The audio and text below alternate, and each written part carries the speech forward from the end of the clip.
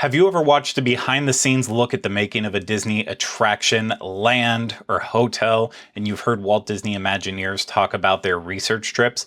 Well, just last week I was invited by Disney and hosted in New Orleans for a few days to walk in the footsteps of the Walt Disney Imagineers as they continue to bring Tiana's Bayou adventure to life at Disneyland and Walt Disney World. I'm going to share some of the new details that I learned about the upcoming Princess and the Frog attraction, as well as the real dirt on what actually happens during these research trips.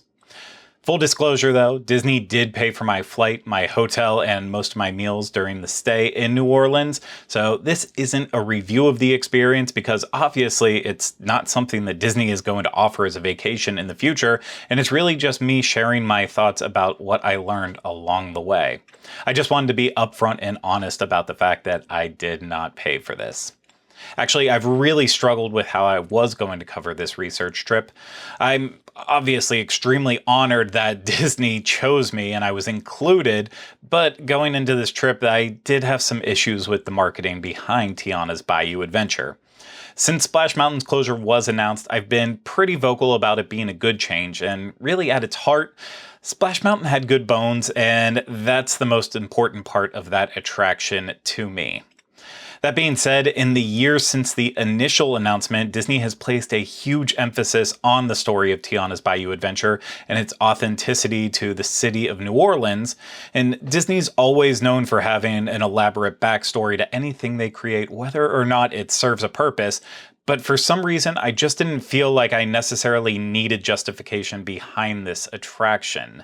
I just want to know if there's going to be lots of animatronics or if they're going to go for, a cheaper route and just rely on screens throughout the entire ride.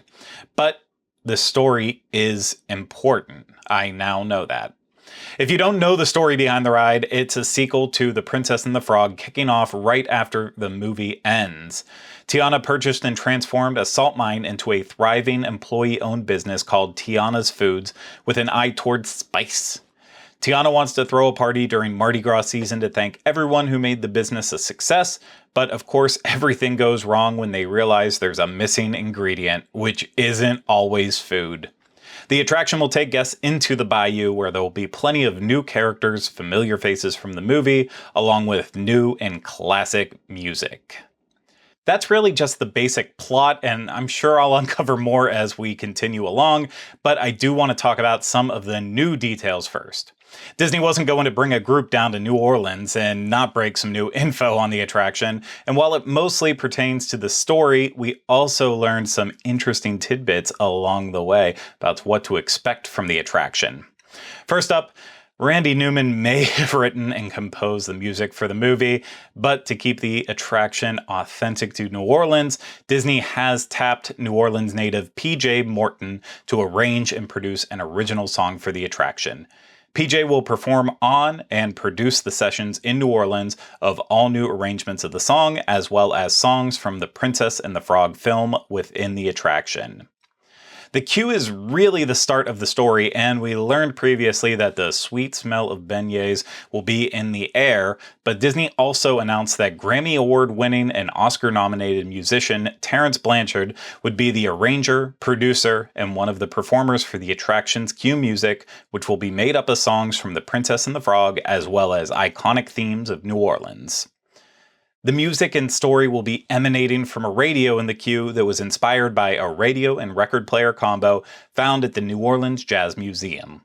Imagineers were also influenced by a drum set at the museum, and it serves as the inspiration for the one that Prince Naveen's little brother Ralphie plays in the attraction. Just to make it clear, Ralphie and the drum set will physically be part of the attraction along with Tiana, Naveen, Louis the trumpet-playing alligator, Mama Odie, and plenty more. That was actually one of the highlights of this research trip, hearing about how many audio animatronics will be a part of the attraction. 17 new characters will physically come to life in the attraction, including the music-playing critters seen in earlier concept art. We were able to see a rendering preview of the otter character playing the fiddle, and the animatronic foot will be moving up and down while the otter sways side to side. Each character will have their own individual performance, and the sounds of the Bayou will come to life through many different Foley techniques, like the croak can originally used by Disney sound effects pioneer Jimmy McDonald. During a question and answer panel, I asked if the characters would be all physical or if there would be new animation produced for the attraction, and the Imagineers confirmed there would be new animation as part of the attraction, bringing characters to life, and then also animation that's used in a magical kind of way. Also, during the Q&A, a colleague asked about Easter eggs for Splash Mountain and if they'll recycle the characters, and the answer is you'll just have to wait and see. He also asked about Walt Disney World getting the same treatment as Disneyland with Tiana's Palace, and the answer was can't say, stay tuned, which to me that was very telling. Finally, Disney has been working with Sharika Mardi from Yaya to interpret parts of the attraction through her artwork, and the fourth and final commission piece was revealed, tying in many important attraction elements together, with the most important being family. I think that's it for all the major updates for the attraction. I really hope I didn't miss anything, but there was a lot of information shared over the course of a few days, and I've been pushing my brain to try to figure out a way to share the research aspect of this trip, and I can't stall on that anymore. So here's where my mind went with the research trip. The Princess and the Frog is a beautiful movie that feels very authentic to New Orleans, to me at least, a person who's only been there once before on a day trip. If you're building a Tiana attraction, why not use the movie as source material rather than taking the time to visit New Orleans and research new elements to place into the attraction? Those questions were answered for me relatively quickly. Disney wants people from New Orleans to experience the attraction and say, wow. It's a love letter to the Crescent City, and it comes from a real place that needs to have an authenticity to it. Walt Disney Imagineering was given the chance to use the first American princess in an attraction and the freedom to build upon her story and add even more realism to the character, so they took it. The research for Tiana's Bayou Adventure took Imagineers to the Bayou, museums, restaurants, and beyond to be as detail-oriented as possible. They needed to sample the finest Creole cuisine, listen to jazz in the heart of the French Quarter, and discover the living history of New Orleans. My first taste of this research trip began at View Orleans, which is an exhibit inside the Four Seasons where you can learn more about the historical New Orleans figures, the cuisine of the city, the music, and also ride an elevator up to the top of the building to get a panoramic view from the 34th floor. As a person unfamiliar with the city, I was blown away by seeing the differences in districts from a bird's eye view, as well as the Mississippi River. I don't think you've truly seen New Orleans until you watch a sunset from that height, but the real culture of New Orleans is found in the streets. Our first full day started off with a Bayou tour. Disney Imagineers visited the Bayou not just to study the critters that will eventually play makeshift instruments in the ride, but also to study the flora and the fauna of the waterways. The interior of the attraction is an enchanted evening in the Bayou, with fireflies leading the way, meaning Imagineers have to nail the look of this serene ecosystem. Honestly, I've always expected the Bayou to be like the start of Pirates of the Caribbean at Disneyland, but it actually felt like I was right back at home in Florida, but with more gators than I even care to see here and much more friendly raccoons. From there, we visited Yaya, which is a free program for young people ages 5 to 25, where they learn visual arts education combined with entrepreneurial and life skills training.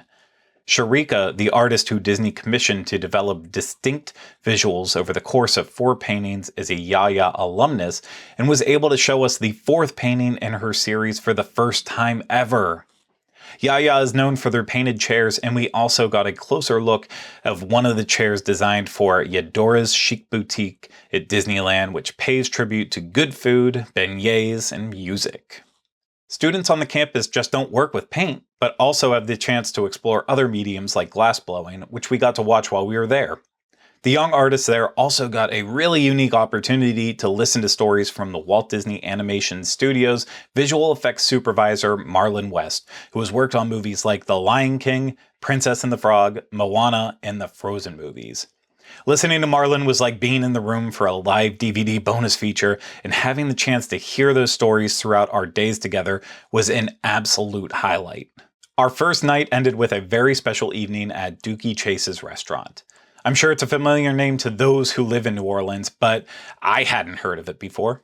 The late chef Leah Chase was one of the actual inspirations for Tiana, and it's a legacy her daughter Stella takes very seriously. The Chase family and Disney has a deep connection, and we were fortunate that Stella took the time to share stories about her mother, father, and the restaurant. And it was just like Tiana. It was always my mother, Chef Leah Chase, Princess Tiana's dream to have a restaurant. It just so happened that her husband, before he was her husband, had an orchestra, a band. He loved music. He played the trumpet. He enjoyed music. But the war happened, and a lot of his musicians went off to war. And at this time, his parents needed him to come into the restaurant. But he never seemed to put that trumpet away. And that's why we have the trumpet in our bar area, right on the shelf, because any opportunity he had to have music in the restaurant or to play this trumpet, he did. And I'll tell you why. That was that trumpet, that music, that just got my mother to his heart. Okay, my mother was at a function where my father's band was playing. And of course she walked in, and she was a very pretty lady. And she caught his eye. And he said to the band members, as my brother always tell, look, we're gonna start this song, you're gonna continue it, because I'm going to ask that lady to dance with me. So that lady, my mother, Leah Chase, danced with my father, and that was the story. That was the love story. It just so happened that his parents had a restaurant they had opened. And so she came into the restaurant business through her lover's heart, her lover's family, and became part of the restaurant. And that fulfilled her dream that she always had to open a restaurant, to own the restaurant. She had worked in restaurants, but she had never been able to accomplish the dream of coming in and owning a restaurant. And of course, her love of restaurants, as she was in high school, she used to walk through the French quarters, looking at all the restaurants, looking at all the fine dining. And this gave her that opportunity to change, which was a po' boy stand, a family-owned restaurant, a small restaurant, into what she wanted it to be, Tiana's special place. And that's what we have today. The restaurant underwent renovations after Hurricane Katrina, but there's still an energy from being in a space where legends like Duke Ellington, Nat King Cole, and Ray Charles came before, on top of two presidents, George W. Bush and Barack Obama.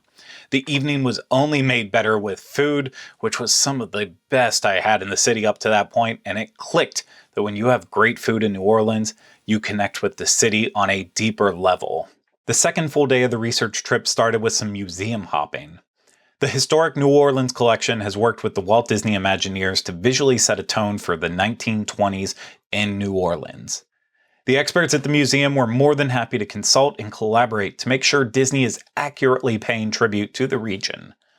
Some pieces in their collection have directly inspired parts of the queue, like newspaper clippings, advertisements, and other media. A couple items were pointed out to us directly, including a painting from the 1800s of the French market at sunset with a breathtaking color palette to draw from, as well as a crate label for Green Dragon brand dry packed shrimp, which you can then see as an inspiration for the hot sauce labels on Tiana's foods. Vintage Mardi Gras float designs and the Dorian's King costume were guides for Mardi Gras in the early part of the century. It was all fascinating, but my favorite part of the collection was a 1945 mural depicting Mardi Gras with a parade goer wearing a Mickey Mouse mask. The other museum we visited was the New Orleans Jazz Museum, which was housed in the former United States Mint branch. The museum, as you could probably guess, celebrates the history of jazz in New Orleans. We got to take a peek into the massive archives full of vintage newspapers, maps that help to inform the placement of the salt mine in relation to the city center, and so much more. The museum is home to plenty of instruments played by legendary musicians, including one of Louis Armstrong's trumpets. But we were there for a specific purpose, as I mentioned earlier, and that was to see the new rendering of Ralphie along with the radio and drum kit. We didn't have nearly enough time to explore the Jazz Museum before moving on to Preservation Hall, which is an intimate acoustic venue open most days of the year for jazz concerts in the heart of the French Quarter. My prior knowledge of Preservation Hall starts with a float featured at Universal Mardi Gras at Universal Studios Florida and ends with the epic performance that Jennifer Lewis put on there in 2022 during Essence Fest when the name and opening year of Tiana's Bayou Adventure were announced. The venue was once again used as an announcement ground for PJ Morton, but the true inspiration flowing through Preservation Hall came during the performances.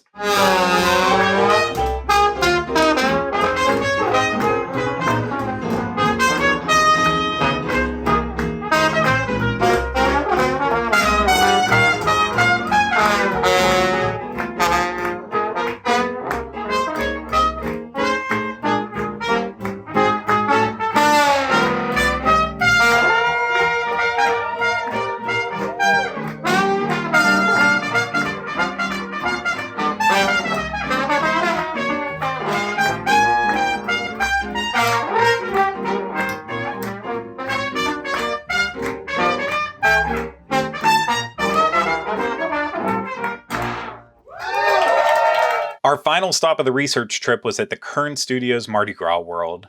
Obviously, Mardi Gras isn't going on at the end of May, but the event plays a big role in the attraction as well as the spirit of the city, so it was important to get a taste of the scale of Mardi Gras.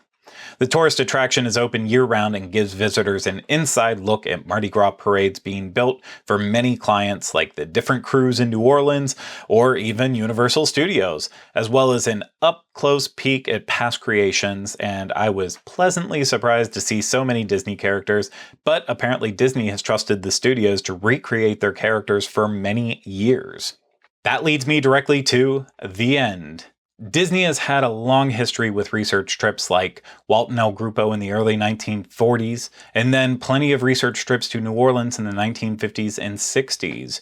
Joe Rohde spearheaded research trips for projects at Disney's Animal Kingdom in a really big way, as well as Aulani, a Disney resort and spa.